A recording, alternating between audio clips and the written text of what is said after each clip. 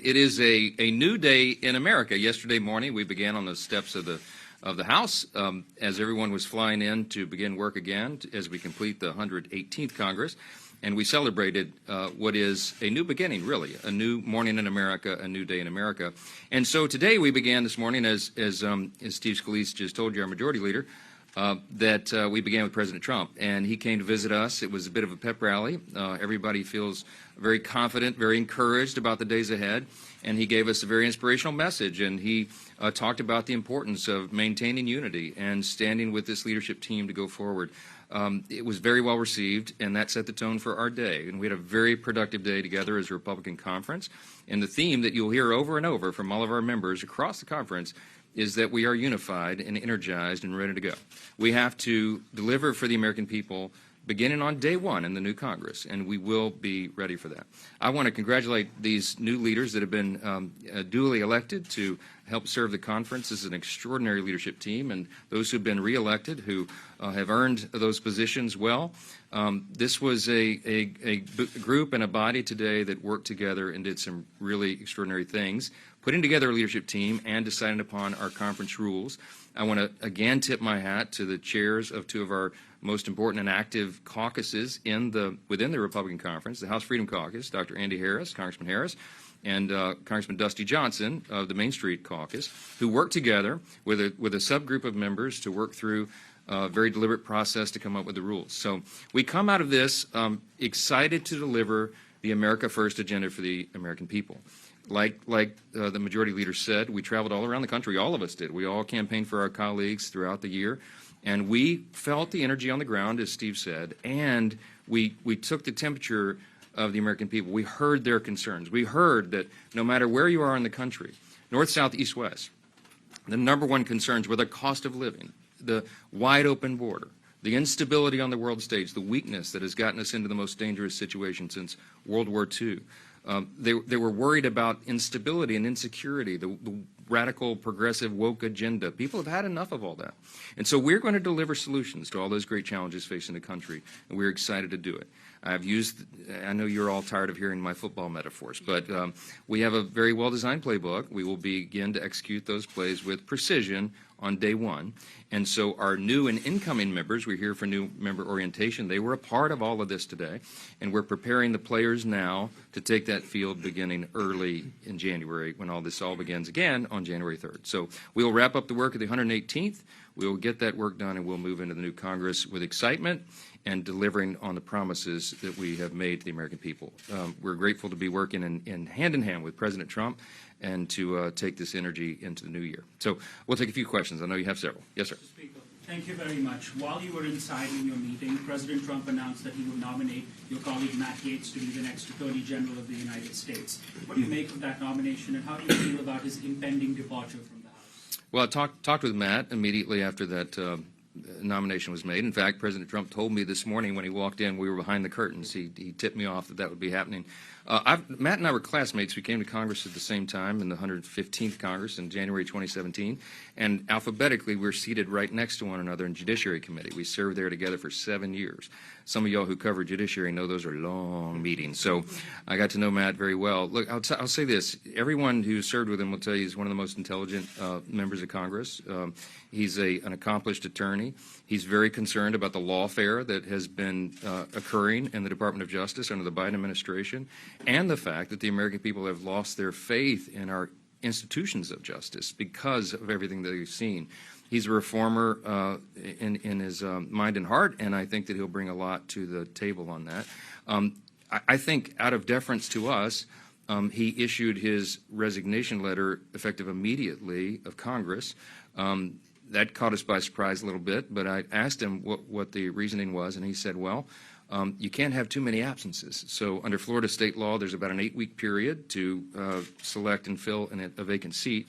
And so by doing so today, that allows me, I've already placed a call to Governor DeSantis in Florida and said, let's start the clock.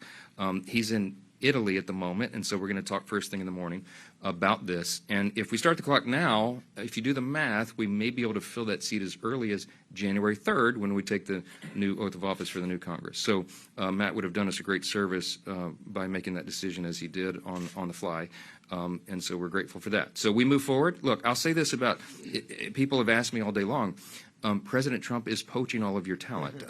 Yes, we have an embarrassment of riches here. The Republican conference is full of talented people who are extraordinary leaders and have great expertise, and everyone in this Congress, in this conference, could serve in a leadership position in the administration. But I have begged and pleaded with the new president, enough already. Okay, but because our numbers are small, we are going to have the majority. We're celebrating that. I think it could be as high as a 5-seat margin, but we'll have some of these vacancies open as we begin the year. We'll fill them as quickly as possible, but we're excited for our colleagues to have these new career opportunities and new opportunities to serve the country. So we move forward. Yes, ma'am.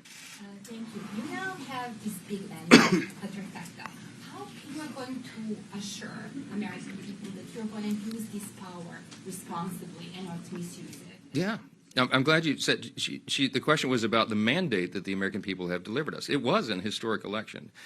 President Trump won the popular vote and the Electoral College by a very wide, decisive margin, and the House Republicans received as many votes. I think it's been many decades since House Republicans received as many collective votes over Democrats nationwide. So we do have the mandate. We take the responsibility seriously.